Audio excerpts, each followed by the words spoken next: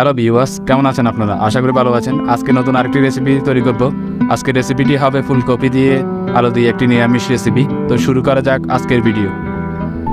প্রথমে আমি একটি পাত্র নিলাম, এর মধ্যে দিয়ে দিলাম সয়াবিন তেল। সয়াবিন তেলটা একটু বেশি করে দিয়েছি। এর মধ্যে আমি ফুলকপি দিব। তো প্রথমে আমি দিয়ে দিলাম 5 ফোড়ন। তো এর মধ্যে দিয়ে দিব আদাকে ভালোভাবে একটু থেতলে নিয়েছিলাম, তো এগুলাকে দিয়ে দিলাম। আদা দেওয়া শেষ, ভালোভাবে তেলের সাথে একটু ভাজি করে নিলাম যাতে গন্ধটা তাড়াতাড়ি চলে যায়। তো এর মধ্যে দিয়ে দিলাম ফুলকপিগুলো একটু ধীরে সুস্থে দিতে হবে কারণ তেলগুলো অনেক গরম। তো আমি দিয়ে দিলাম ফুলকপিগুলোকে একটু ভালোভাবে ভাজি করে নিব তেলের সাথে।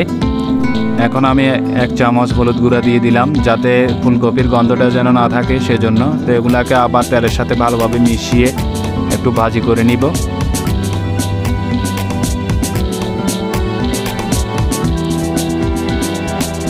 এখন আমি এর মধ্যে দিয়ে দিব টমেটো কুচি, এর সাথে দিয়ে দিব কিছু কাঁচামরিচ। এগুলাকে আবার একটু মিশিয়ে নিব।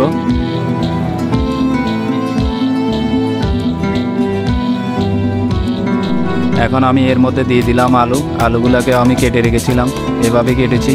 তো এগুলাকে এখানে দিয়ে আবার একটু নেড়ে চেড়ে নিব। আমি এর মধ্যে একটু পানি দিয়ে দিলে হয়তো ভালো হবে, তাতে তাড়াতাড়ি সিদ্ধ হয়ে যাবে সব কিছু। তো আমি এর মধ্যে এখন পানি দিয়ে দিব।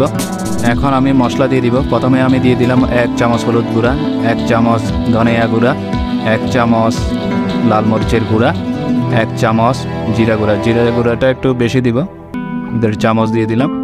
তো এখন আমি আমার পরিমাণ মতো লবণ দিয়ে দিলাম। এখন আর একটু মিশিয়ে নেব। মিশিয়ে নিয়ে আমি এর মধ্যে ঢাকনা দিয়ে দিব। 6 থেকে 7 মিনিটের জন্য এখানে ঢাকনা দিয়ে দিব যাতে ভালোভাবে এটি সিদ্ধ হয়। তো আমার মেশানো হয়ে গেলে আমি দিয়ে দিব। আগুনটাকে একটু মিডিয়ামে রাখতে হবে, 6-7 মিনিট লাগবে, এগুলা সিদ্ধ হয়ে যাবে। তো এখন আমি দিয়ে দিলাম। 6-7 মিনিট পরে এসে দেখি এরকম হয়েছে। তো আমার সব সবজি সিদ্ধ হয়ে গেল। তো এই ছিল আজকের ভিডিও। আশা করি ভিডিওটি আপনাদের কাছে ভালো লেগেছে। যদি ভালো লেগে থাকে আমার চ্যানেলটিকে সাবস্ক্রাইব করে দেবেন, পাশে থাকা বেল আইকনটি বাজিয়ে দেবেন। যারা ফেসবুকে আমার ভিডিওটি দেখতেছেন অবশ্যই আমার পেজটিকে শেয়ার করে দেবেন। ধন্যবাদ সবাইকে।